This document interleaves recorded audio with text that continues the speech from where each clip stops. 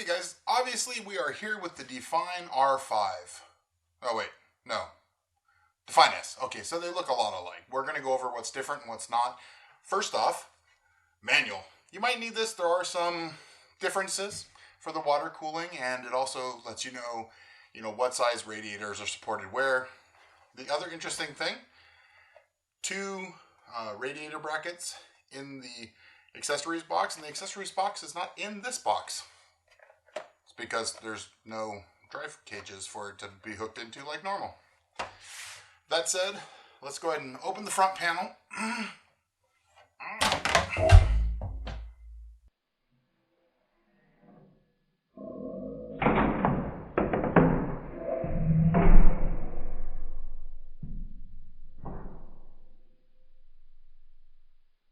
So of course, all joking aside guys, the front bezel comes off just like on the R5, except it doesn't have a front door. The reason for that is obviously, as you can see, we have all open filtered ventilation for your machine. Now, it says only 360 rads are supported, but I did notice the pre-installed behind this is actually a 140, so it does look like there's room.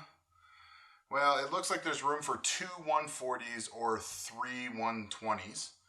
So if you want to go with the two 140s, you can adjust it, but it looks like there's just not quite enough room to put three 140s in here. And, part of that is to keep the height down on this case because it is really, a mid-tower. It may be a little over a mid-tower, but very respectable size for what you can put in it. Of course, like most Fractal cases, extremely well ventilated and filtered. So I do really like the magnetic clips on this. Makes it really easy. They're pretty strong, and it's going to stay on there and not rattle. That's probably the biggest concern. So one thing I might do is MNPC Tech actually basically cuts out. There's a couple that have like snowflakes, and then there's one that's kind of open mesh. Either I might mod this front panel, or I might order one from MNPC Tech. The only thing I did notice, and I don't know if the OCD in me that this will bother that much, but if you look at the front, the fans are offset because obviously, they're in line to be in the open area. And you have this nice ventilation here for the back because you're actually going to be able to see that you can put 3.5-inch hard drives back there. Now, the OCD in me wonders if you have like LED fans or something, are you going to notice, because I saw in Bill's video, I actually did notice right away that the fans weren't centered in the bezel. So I might do the snowflake, get the snowflake one that he did, and then put a like mesh insert in it. So you would still see the snowflakes. It would be some extra airflow through, but it'd be a lot harder to tell where the fans are. Just an idea. I don't know. I'm going to have to think about that. I know it's weird. Sorry, I'm just like that when it comes to things. But nice filter. Top I/O, similar to the R5. We have headphones, microphone, reset switch, power button with its blue LED, and then two USB 3.0s. The difference here is there are no USB 2.0. The R5 has both two sets of, I guess, a set of each, two of each. Around the back side, oh, and of course, I almost forgot. The Moduvents. The Moduvents are back, so you can leave them installed or you can remove them to install up to a 360 rad in the top. Up to you. I'm actually thinking about leaving these in place and trying to just do a 360 rad in the front and maybe a 140 rad in the back and see if I can get away with that. But as you guys know, I run Crossfire R9290s, which are kind of power hungry little guys. So we'll have to see if that's enough cooling. It'd be an interesting experiment at any rate. On the backside, well, not a lot. We'll get it off in a minute. But where we're headed here is the back. Both sides have self-capturing screws on the panels. Love to see that. We have a pre-installed 140. I'm pretty sure that's an R2 version of their fans. You have 7 PCIe slots, your power supply cutout, and of course your back I/O. pretty standard stuff. The one thing I did notice is there is no honeycomb mesh right here next to the PCI slots, and we're going to look at that on the inside in just a second. But I think it would have been nice to see honeycomb here as well, just because it would let you have a secondary option for mounting a reservoir if you wanted to. I got the side panel off finally. Very tight fit, although that's good because then they don't rattle around in shipping.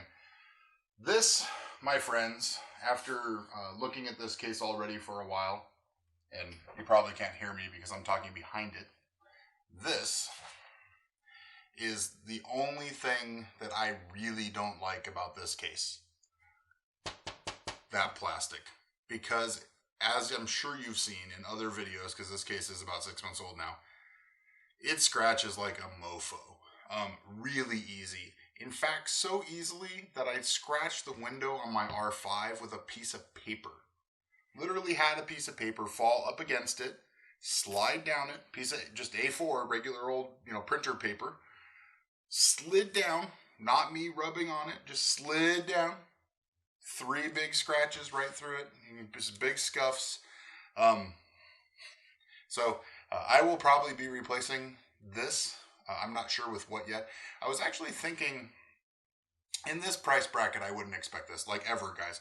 But how awesome would it be if somebody put anti-glare coating on their side windows? So like, when it's daylight or something, or, you're doing filming or anything like that, that the light in the room wouldn't reflect off the window and you'd always be able to see into your PC.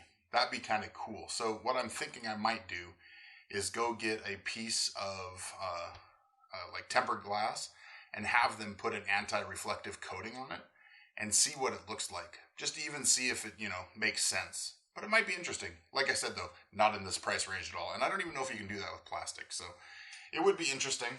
Flexibility for how big this window is. This side panel is extremely rigid. How the side panel is mounted is, really well. The window is very firmly in there. And, it's typical Fractal Design quality for sure. Obviously, just not the scratch part. And, I guess Fractal needs to hire Dimitri to do side panel window quality testing, fingernail scratching. But like I said, it's really the only thing I have to say about the case. I got to be negative on something, I guess. But this case is just kind of for the price range and what you can do with it. And I'm kind of ruining the ending here, but yeah, you can't really beat it. I mean, it's pretty awesome. So on the inside, obviously, this is the place where the big difference is, because wow, look at the real estate. Now, with one side panel off, the stability is still pretty good. With both side panels off, it is a wet noodle.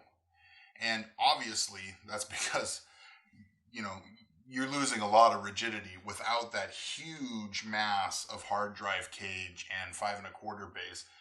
What it is buying you, though, is all of this space in the front. It is so sexy. And there's pre-slots for, that's right, reservoirs. And of course I have, and I'm going to try to use this, I have the most difficult mounting reservoir on the face of the earth. It's an XSPC Photon reservoir. Why I say it's the most annoying, hard to mount reservoir on the face of the earth is because it has this nice back bracket that makes it look really nice when it's installed, and it makes the front look just killer. But if the holes aren't spaced just perfectly, it doesn't screw in tight at all. In fact, I screwed up my Fantex case so badly that I had to just abandon this and go back to my reservoir. More self-capturing screws and big, heavy, dense, whatever, it's not foam, bitchethane, I don't know. It's the sound dampening stuff they use in the R5 pretty, excessively. It is very nice. Again, no flexibility. Well, I mean a little, but not enough that it really actually matters. So what we're going to see here, and if I'm going to have to take out one of the drive bays, so we'll talk about the back in a second, but I really do want to see, like I said, if you guys do water cooling, I really like what these reservoirs look like. You know, XSPC again, Photon. I like the glass. This is an all-in-one. So it's got the pump on the bottom, which I need to figure out how to, you know, hide the label. But it looks great. I mean, it really looks great. However, it really is a pain in the ass to mount. And let's see if we get lucky enough. Now, I'm not going to fault Fractal if the things don't line up. But it means I won't have to drill. And in that case, let us see. Oh, it's perfect.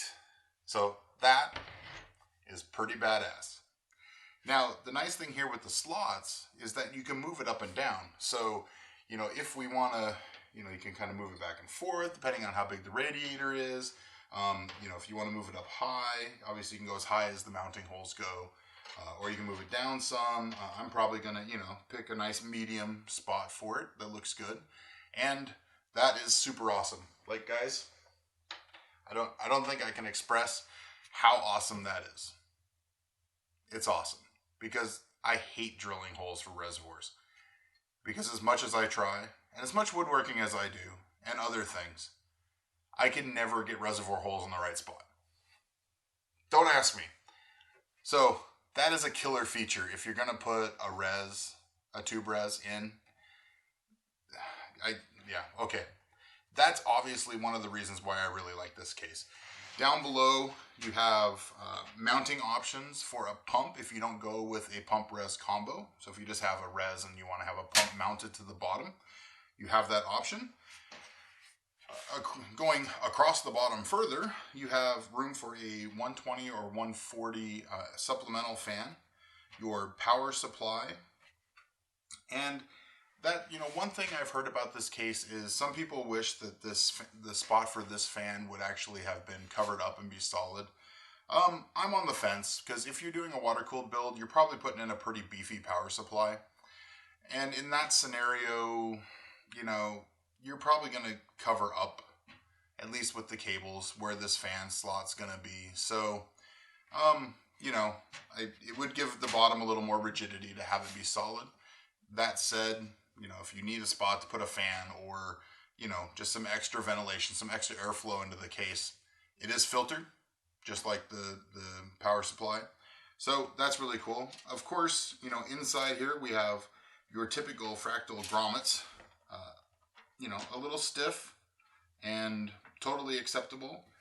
The nice thing here, you know, if you put a res and stuff, it actually does step back just a little bit into the tray. And the reason for that is across the back here, we'll start talking about the back a little, is that you have the ability in this case, and one of the things that I just like, I'm blown away that they found room to put all this stuff. I mean, this really is, you know, for, you know, the $89.99, I think the windowed version is still, as of making this video.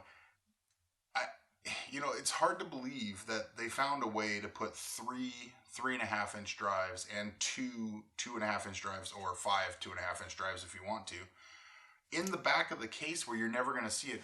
I have been wanting this for so long with cases, it's unreal, because I typically run 2 3.5 inch drives in mirrored, so if one of them dies, I have a backup. That's where a lot of my, like, if I want local stuff that I know I'm going to go get a lot, it's always backed up on my NAS as well, but that's my local kind of like deep storage that, you know, maybe I have videos that I know I'm going to go back and get to put in other videos, or, you know, just things like that.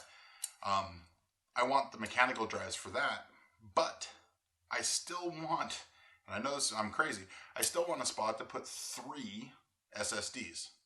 Because the way I run my system is I have an SSD for the OS, I have an SSD for my games and random media, and then I have a working SSD just for Adobe, just for rendering and things like that, video editing.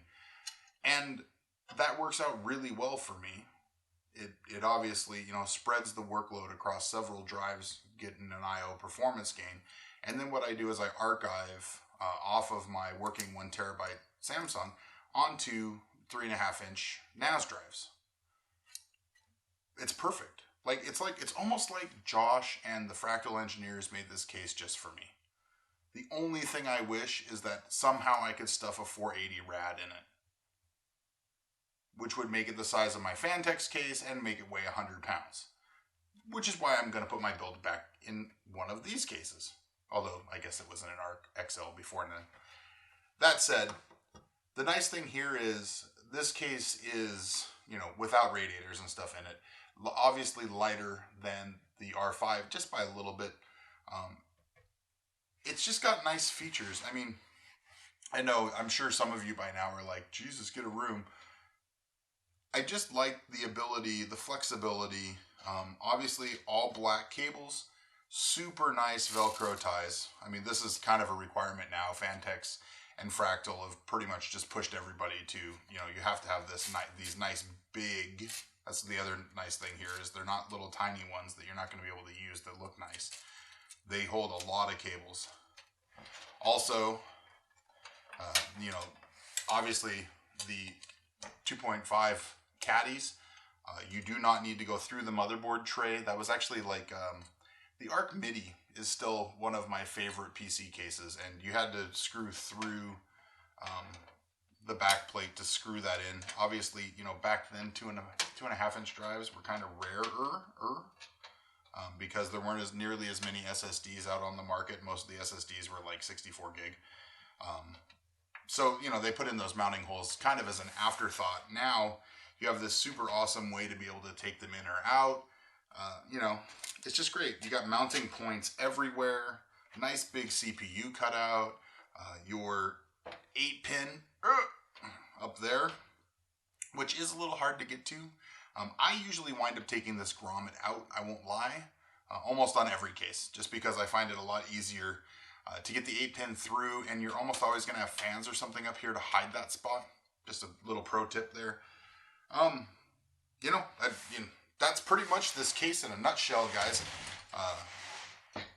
So, guys, obviously, I think you've learned by now that I'm kind of a fanboy about this case. I really like it. It's kind of return of the old Fractal for me.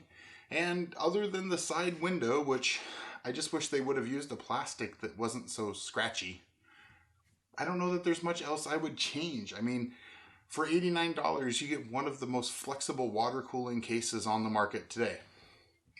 And it looks good.